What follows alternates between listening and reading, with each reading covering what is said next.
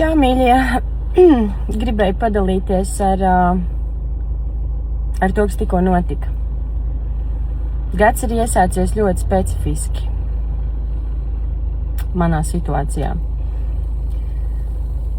Saņēmu ziņu no Juras Žagara, ka viņš vēlas sarunu ar mani Dēls teātrī. Es priecīgi dodos uz savu Dēls teātri. Ienākot teātrī, es satieku savu kolēģi, kura ir noraudājusies, un es prasu, kas notika. Viņa teica, tika atlaisti 20 cilvēki no mana departamenta, un es jūtu gaisotni teātrī, saprotu apmēram, kas varētu notikt, bet es dodos droši iekšā kabinetā, kur man sagaida Juris Žagars, un uz galda stāv 2 papīri, pilspalva, un pa visu ekrānu, pa sienu, visu ekrānu, ir tāda liela Excel tabula. Un tad Juris sāk stāstīt par to, ka šobrīd ir tāda situācija, ka saistībā ar to, ka teātrim samazinās finanses, finansiālās dotācijas no valsts, plus ir bijuši lieli izdevumi arī saistībā ar nesenākajām Dēls teātra izrādēm, kas acīm redzot nav nesušas cerēto peļņu.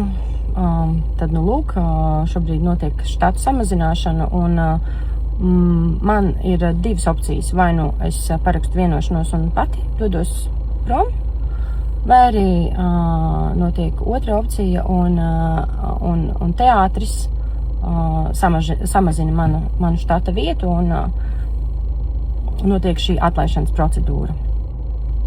Un viņš dod man parakstīt dokumentu, un es saku, šobrīd pēc šādas informācijas man ir vajadzīgs laiks, jo es cienu sevi un cienu savu attieksmi pret teātri, tāpēc es šobrīd neko nevēlos parakstīt. Man ir visas tiesības pārdomāt visu, un Juris ļoti, ļoti ātri reaģē, vienkārši sakot, tad tūlīt iesaukšu kabinetā 2 kolēģus, viņi būs liecinieki, un viņi parakstīs šo dokumentu tavā vietā.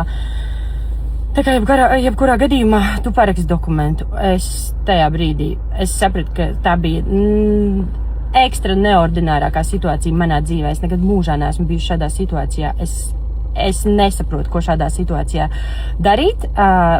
Kolēģi jau ir klāt, un es saprotu, labi, es izlasīšu šo dokumentu. Un tas ir paziņojums par to, ka teātrī šobrīd nav darba pozīcijas, kas atbilstu manai kvalifikācijai. Tas ir ļoti specifiski, jo, ja es parakstītu vienošanos brīvprātīgi aizejot, tad es varētu turpināt spēlēt savas izrādes, savas lomas, un tad kā tas sanāk, tad pēkšņi sanāk, ka es tomēr esmu kvalificēta un atbilstu savai darba pozīcijai, bet ja es tieku atlaist no viņa puses ar šo paziņojumu, kuru viņš man liek parakstīt, tad tur ir tas punkts, ka, uz tā pamata, ka es nekvalificējos, un manas prasmes neatbilst teātra vajadzībām. Tur bija tāds liels apjukums šajās 2 informācijās. Tāpēc tas jebkurā gadījumā tiks izvērtēts juridiski, bet ko es varu pateikt? Es spēlēju izrādē Retrīts, kura Dēls teātrim ir ļoti veiksmīga izrāde. Cipari runā paši par sevi. Un es spēlēju vienā no visilgāk dzīvojošākajām izrādēm, kura ir Dēls teātrī kopš Jura Žagara kā teātra direktora vadītāja laika. Un tas ir rādītājs. Lūk. Tāpat arī izrāde Ārsts, kas šobrīd tiek atjaunota.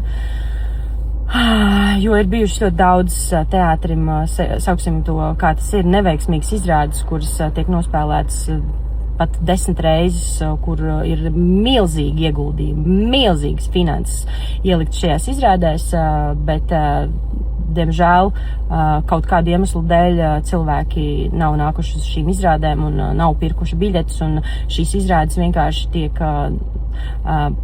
norakstītas ar milzīgiem zaudējumiem. Mana izrāde Retrīts, kurā es spēlēju, ir ar pluszīmi. Nu, lūk, tādēļ man ir sašutums, protams, man ir liels sašutums par šādu Jura lēmumu. Es esmu lielās pārdomās šobrīd, jo tas notika tikko. Tas notika tikko. Un es sazinājos arī ar savu juristu, un mēs risināsim šo jautājumu likumiski, caurspīdīgi, kā to paredz procedūra, jo es pārstāvu profesionālu teātra tradīciju, kur štata attiecības nozīmē kvalitāti, lojalitāti un atbildību. Un man šis darba attiecību modelis ir būtisks.